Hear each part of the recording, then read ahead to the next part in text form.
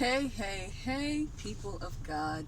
So I need to address something, and normally within myself, I'm encouraging and spend time with the Lord, but um, I just I just want to address something that I know the enemy throws out there a lot, and I just want to silence it. So, for those who know, I am Emily Rhodes, the owner of Upright Cleaning LLC. And I've been in business for 10 years and a little longer now. But I just wanted to tell you guys, when you guys see me post projects like McDonald's, or I do something with the movie theater, or you may see a gas station, you may just see different things that our company is blessed to service. I wanted to tell you guys one of the stories of one of a client that I just love. So maybe 2 years ago, um, I was driving past or going to a meeting, and when I walked out of the meeting, I saw a Stripes gas station that was being built, and I thought, you know what? Let me stop and get their information, see if they have somebody for the cleaning, and go in there and call it a day. And I did. And the gentleman, cool guy, still good friends to this day, Eric. And he, gave me all the information, but he said he doesn't make the call. So what I did is I got the information of the person who does. And I called this guy for a month, okay? Maybe once or twice every week. And he may push the ignore button, which you can tell. He may, just disregard, or he may just text and say, hey, I'll get back with you later, I'm too busy. But with me, I always put myself in the other person's position. For commercial cleaning, normally that's the very, very last decision. And if they haven't made a decision for the cleaner, then for me it's just my more of my game of the persistence. Once we get in the door and we do our part, that's all we need. So I've learned to not take first rejection.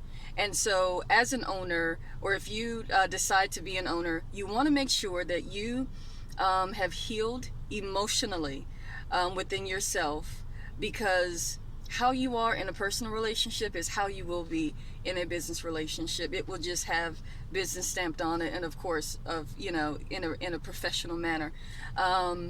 And so if you're insecure, if you deal with, rejection and those things like that, you will make an assumption for a person's action based on certain things that you haven't healed from. So you want to make sure you're spending time with God and you're dealing with those things, because, God, it may be an open door, but it just may not be at that moment.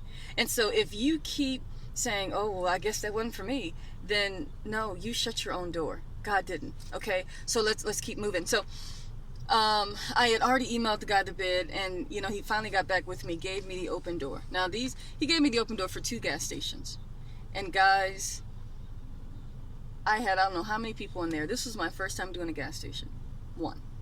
And this was, it just did not go well. The client was not happy.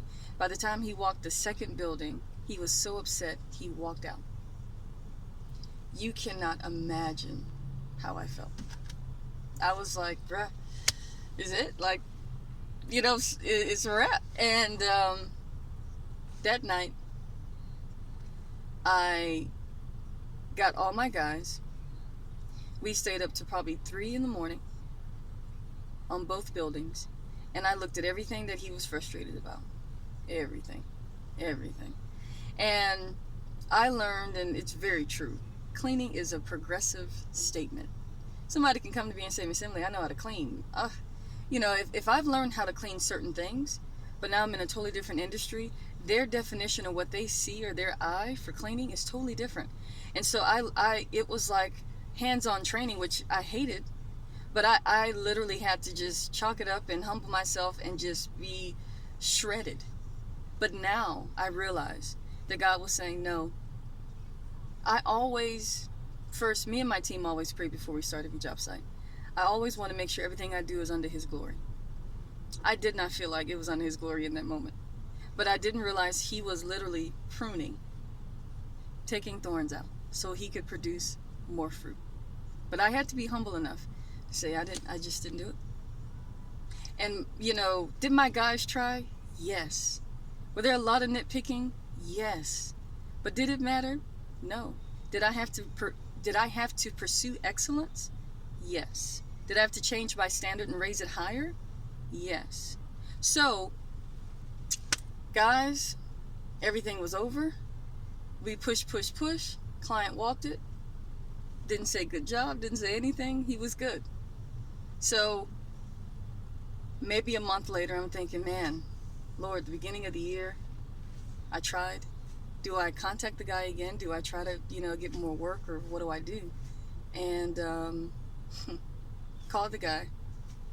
Nervous. Shame tried to hit me, all kinds of stuff, And I said, hey, I just wanted to know if you guys have any more work. Now, you can imagine, the thoughts that the enemy was throwing at my mind about how he feels about me, my company, and all these things. And he said, hey, Emily, hey, no, you know what? I've already told everybody in the company, throw work at you. Thank you. You now learn how we do things, and we can move forward. That was 2 years ago. Whenever you see McDonald's, that's that client. Does he call me? Does he walk every job site now? No. I learned. Now, walk it, great job, whatever. I email him the invoice, and we call it a day, and we moved on to the next one. In 1 year, we probably did over 25 projects with that one client. But you have to know, from the highlight reel, it can look like, oh, this is just a piece of cake. No. It has taken trial. It has taken perseverance. It has taken long suffering. It has taken God pruning and plucking and removing a lot within me as an owner, within my workers, how I train, how I do so many things, and He's still pruning. But you have to allow it. You can't present unto God what you want and think that that's just okay, and think that once you've presented one good thing that He's not going to prune you. He will, but it's for better. I'm telling you. I know it. You have to trust Him when it's uncomfortable, when it hurts, and when you're dealing with certain things. Don't think that people are picking on you all the time. Sometimes it may just be something you need to work on. But I just needed to abolish that lie. I just needed to seal it up, because sometimes it just looks like, oh, I've got it together. No, God is always working. He's always pruning. But I trust Him enough to trust Him in what's uncomfortable and in the pain, because I know all things are working together for my good. Bye.